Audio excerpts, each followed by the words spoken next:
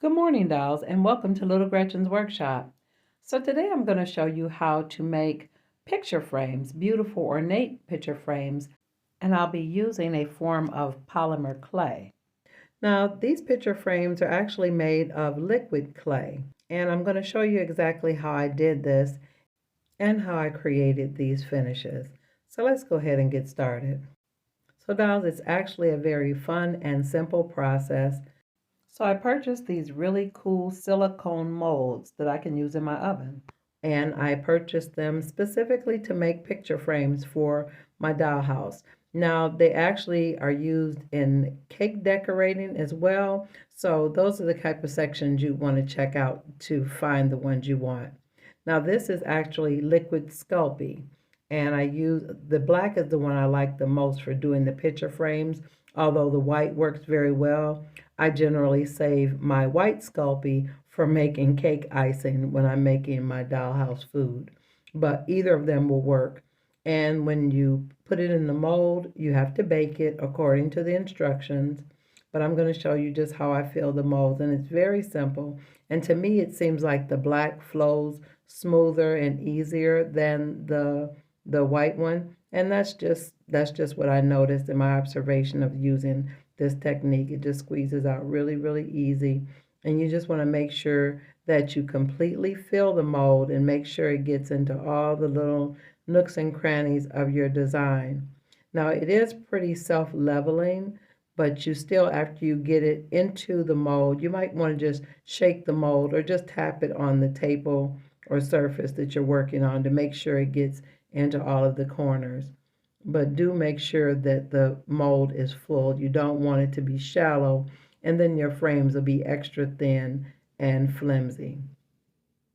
Now, one of the really great things about using the liquid clay in the molds, you just get exceptional detail.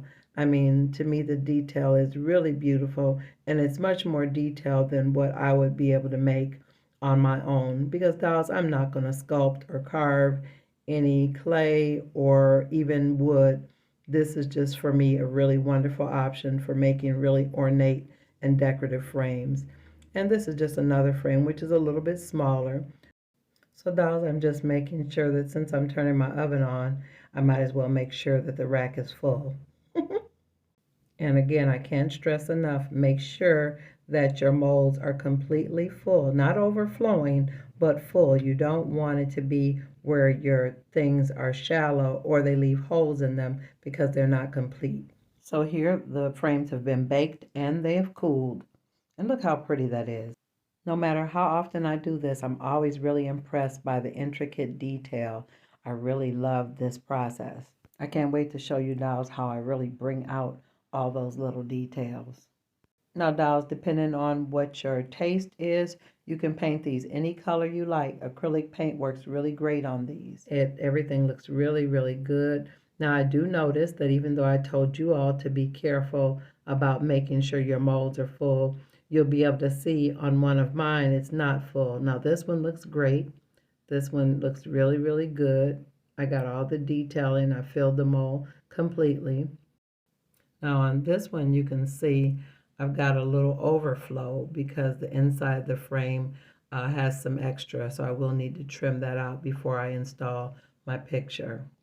So I'm going to do that really, really quick. My craft knife, always be super, super careful when you're using your craft blade.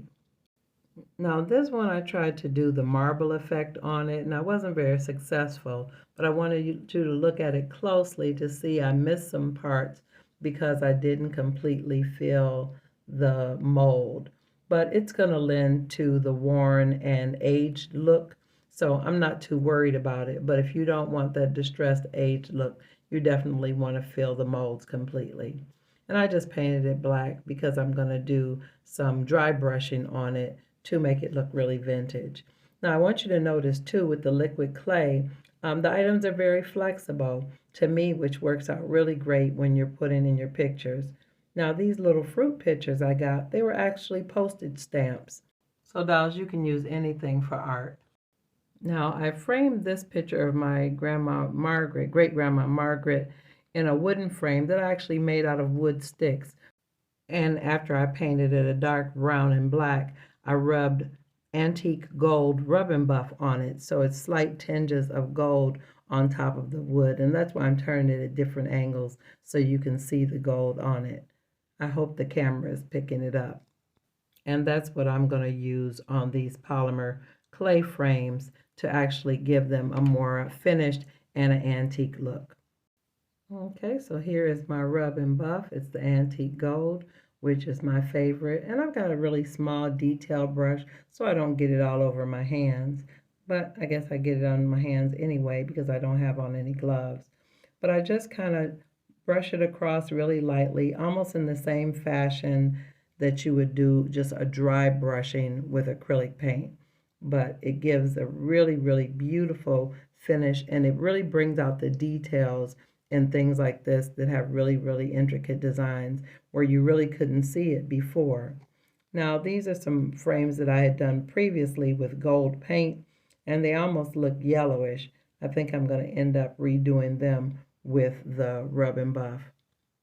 But here are my picture frames all buffed and done. And I decided to pull out more old family pictures to put in these frames. I think that'll create a real homey and cozy look in the dining room.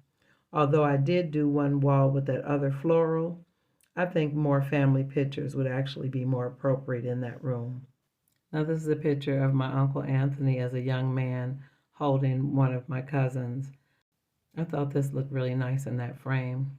And here's a picture of my grandfather with my mom, my aunt, and my Uncle Anthony again. So I actually backed the photograph with a piece of chipboard, and I just put my granite block on it to weight it down so it dries nice and flat. Now this picture with my grandfather in it, I had to kind of adjust it because the picture was taken at an angle, so I had to kind of change how I lined it up to make sure it fit inside the frame straight. And dolls, anytime you're taking or framing a picture out of a large photograph, you just want to make sure the main part of the picture is centered really well. It seemed like all old pictures are really, really far away, and the subject is just lost in all of the background. This is a picture of my aunt when she was a little girl. People say I look like her. Okay, I think this frame is going to work for hers. Now, this is a picture of my mother when she was a little girl. I really like this picture and I want a really nice frame for it. I have another one of these square frames, and although I like the frame, I don't like it for this picture. And sometimes, dolls, you know, again, you think something's going to work, but you just have to try it. Don't ever be too set on a decision you make about your dollhouse. You have to play around with it to see what gives you the best look visually, that'll look the most interesting. Now I'm just putting a little glue around the back of the frame, and I decided that this frame actually looked better for this particular picture. And it really looks nice in this frame because it really zoomed in on her face rather than all that extra background. I really love this frame. And also be careful not to put too much glue because you definitely don't want that on your photograph. Yeah, I really like that. That turned out really nice. So let me go ahead and allow it to dry. I think the funniest part of this project is that I'm crossing decades with some of the pictures. The majority of these were taken in the 30s and the 40s. In my mind, my dollhouse is staged before 1910. But that's one of those liberties that you can take when you're making a dollhouse. You can cross decades, you can change history. My house definitely isn't historically correct. I guess that's a part of the beauty of it all, that you can create a whole world that only exists inside your dollhouse. Now, dolls, if you've enjoyed this video today, definitely let me know in the comments.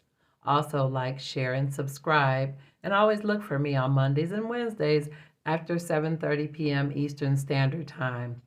I always enjoy creating these videos for you dolls, and I just want to say thank you to all my subscribers. I appreciate each and every one of you.